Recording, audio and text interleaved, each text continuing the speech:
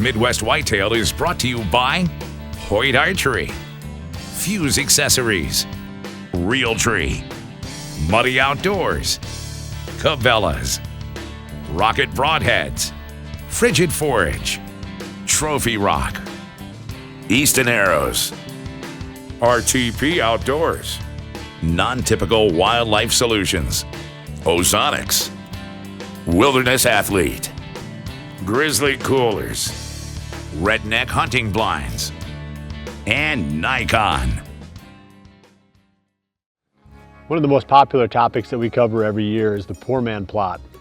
And this is a food plot that you can create using a pretty limited budget, hand tools, and a lot of sweat equity. So these are, they've become very popular with our viewers because people can produce a poor man plot almost anywhere.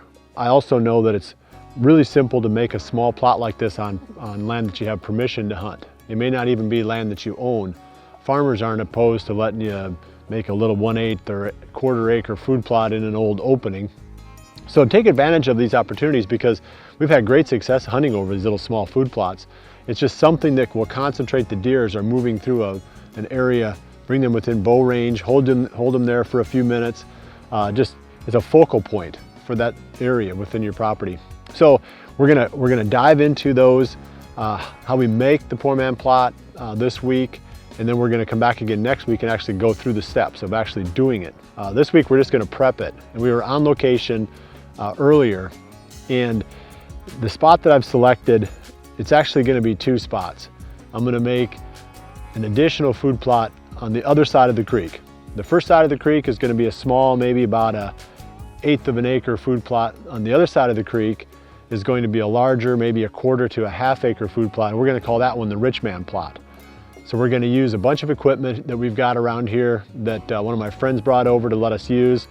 It's a lot of Caterpillar equipment with attachments. We're gonna use the tractor. We're gonna till up the ground. We're gonna do things, you know, the way that you would do it if you had no worries about equipment and you had a bigger budget. So obviously if you don't have a friend with this equipment, you can go to the cat rental store or someplace like that and you can pick up this stuff and you can actually do this yourself. You can make a rich man plot. You don't have to own all the equipment to do it. Okay, so steps of the poor man plot. First thing we're doing that we did earlier was spray it. We sprayed both sides. We sprayed the poor man side and the rich man side.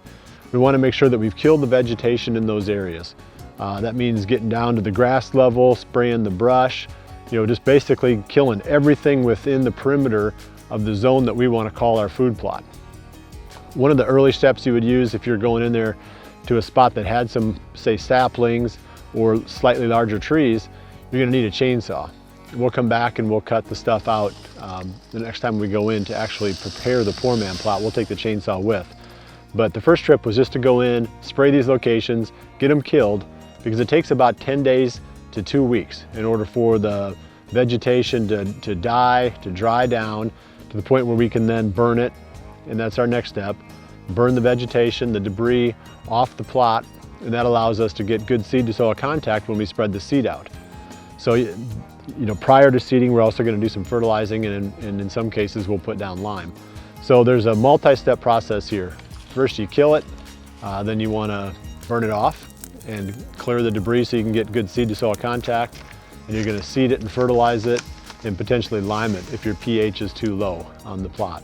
On the rich man side, the one that we're using is going to be a perfect example of you know, the obvious benefits of using the equipment, because there's a ton of brambles and raspberries and it's just a wicked spot that would be super hard to clear by hand, but it's going to be a really cool food plot.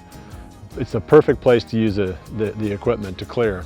And obviously here we're just going to kill it. We're going to come back and just mow everything out of there. Then we'll come back and till it. And we'll run the tiller through, we'll clean everything up, make a perfect seed bed, and then we'll spread the seed and fertilizer and lime at that point. So if you come back again next week, we're going to actually, weather permitting, be out in the field with the equipment and burning off the poor man plot and preparing the rich man plots and show you the contrast between the two.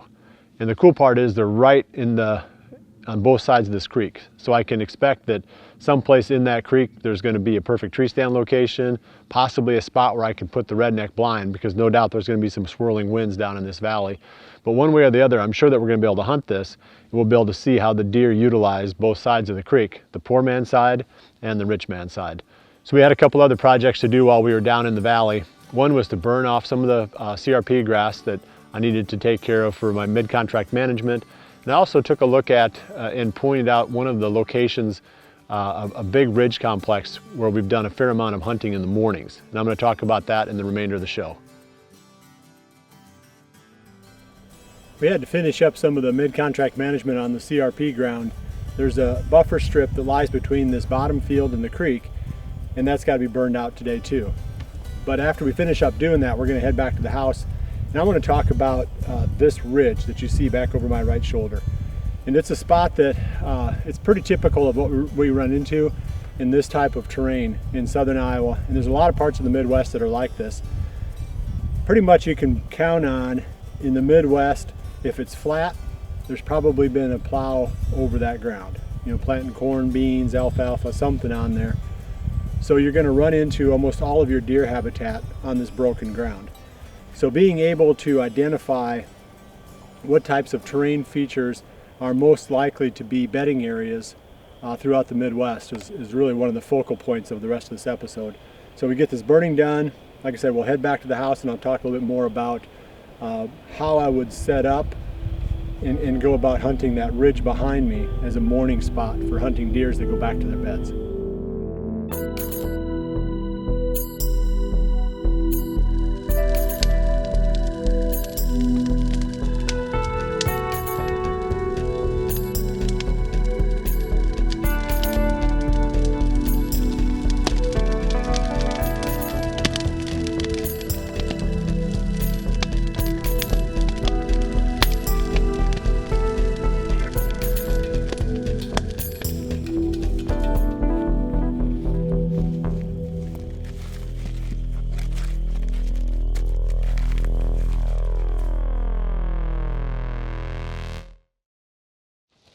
As promised, I'm back at the office here and I've got my Huntera maps out, and I want to show you what that ridge looks like on here.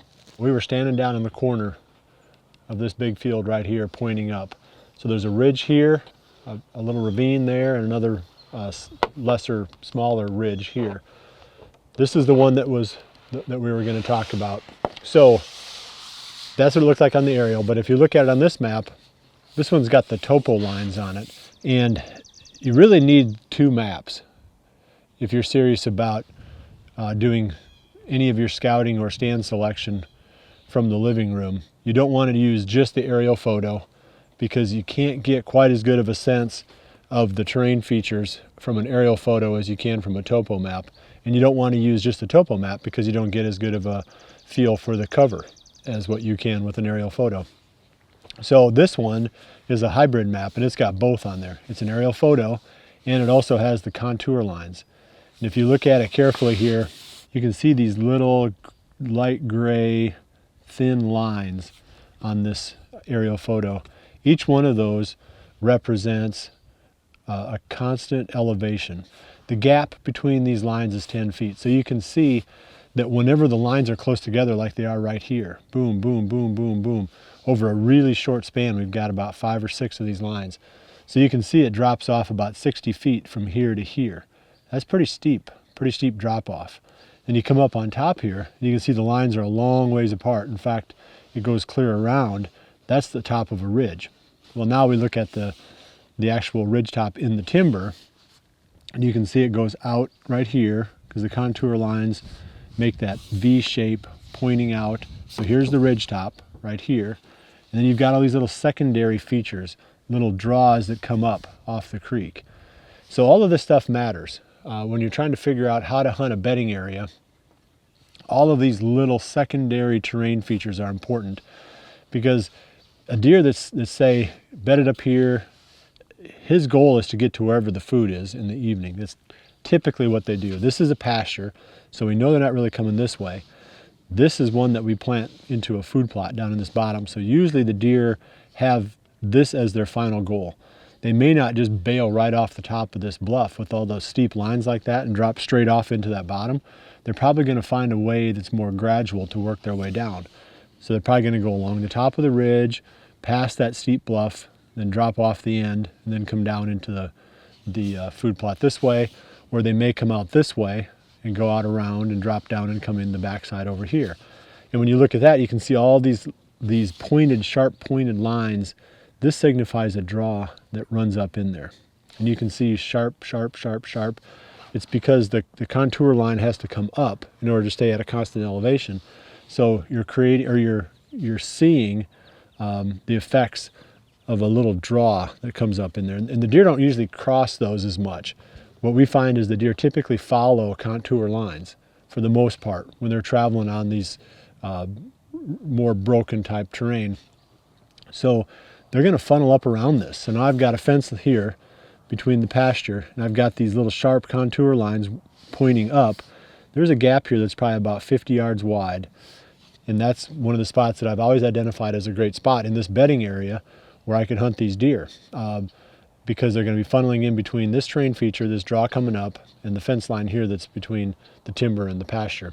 So those are the kind of things that you're looking for, and you can find those things on these types of maps. Okay, that's the micro part of understanding these bedding areas. Okay, I'm probably going to sit there. I may sit way out in the bedding area at some point. You know, I hate to get right in the middle of it because when the morning hunt is over with, I've got to get out of there. And if there's deer bedded all around me, it's going to be a lot tougher. So a lot of times I'm not hunting right where I think the deer are going to bed. I'm hunting on the fringe of a bedding area and on the downwind fringe. So now let's talk about the macro. Like, how do you hunt this? Food is here, bedding is here.